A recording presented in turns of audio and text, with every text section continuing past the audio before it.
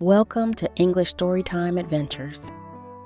In today's video, we're going to listen to an exciting short story that will help you improve your English skills. Listen carefully and follow along with the subtitles.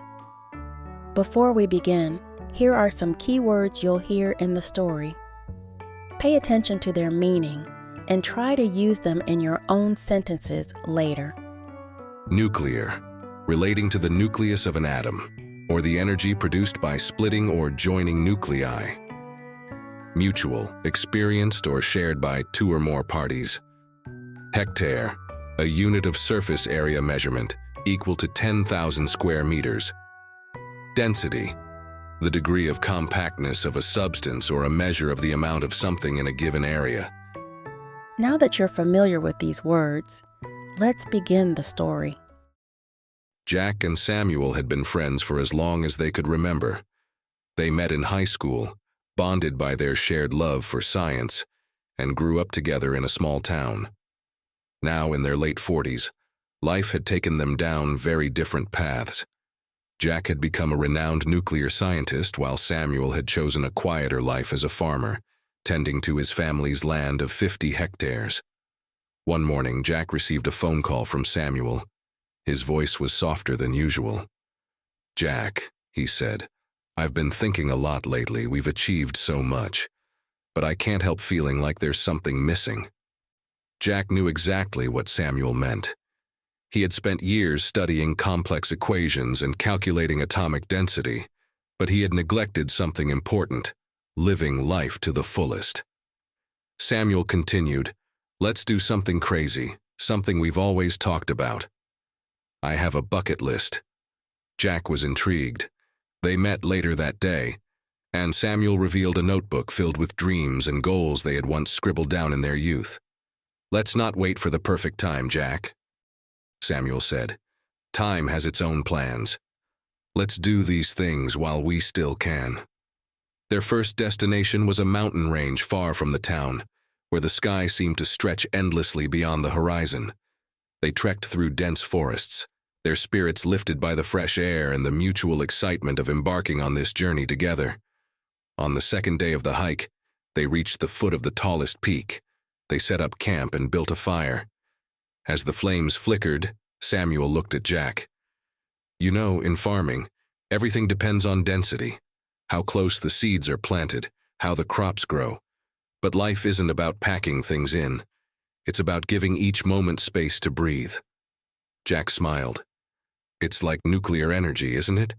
You can create immense power from small particles, but if things get too dense, it can lead to destruction. Balance is key." The next few days were filled with simple joys. They swam in clear lakes, climbed rocks, and watched sunsets from the mountaintop. They talked about their younger selves, about how they had once dreamed of changing the world. Now they realized the world had changed them in return. As they descended the mountain, Samuel suddenly stopped and looked out at the vast hectares of land before them. "You know, Jack, we've spent our lives thinking big, dreaming big, but sometimes it's the smallest things that give life meaning, like being here, together in this moment." Jack nodded, appreciating the mutual bond they shared. He hadn't realized how much he had missed Samuel's company over the years, caught up as he was in the intensity of his nuclear research. On their last night of the journey, they sat by the fire again. Jack turned to Samuel and said, "You were right to call me. I didn't know how much I needed this. I was so focused on my work, trying to calculate everything, nuclear reactions, equations, density. But I forgot about the one thing I couldn't calculate: friendship." Samuel smiled warmly. "Well, Jack, life isn't about equations. It's about moments like these." As the stars filled the sky, they made a promise to each other. No more waiting for the right time. From that moment on, they would make time for the things that truly mattered. Great job following along with the story. Now, let's review the key words we learned today. Nuclear, relating to the nucleus of an atom, or the energy produced by splitting or joining nuclei. Example from the story: "I was so focused on my work, trying to calculate everything, nuclear reactions, equations, density. But I forgot about the one thing I couldn't calculate: friendship. Mutual, experienced, or shared by two or more parties. Example from the story: their spirits lifted by the fresh air and the mutual excitement of embarking on this journey together. Hectare, a unit of surface area measurement, equal to 10,000 square meters. Example from the story: Samuel had chosen a quieter life as a farmer, tending to his family's land of 50 hectares. Density, the degree of compactness of a substance or a measure of the amount of something in a given area. Example from the story: you can create immense power from small particles, but if things get too dense, it can lead to destruction. Now, let's check your understanding of the story. See if you can answer these questions. Question 1. What made Jack realize he needed more balance in his life? Question 2. How did the journey change the way Jack viewed his work as a nuclear scientist?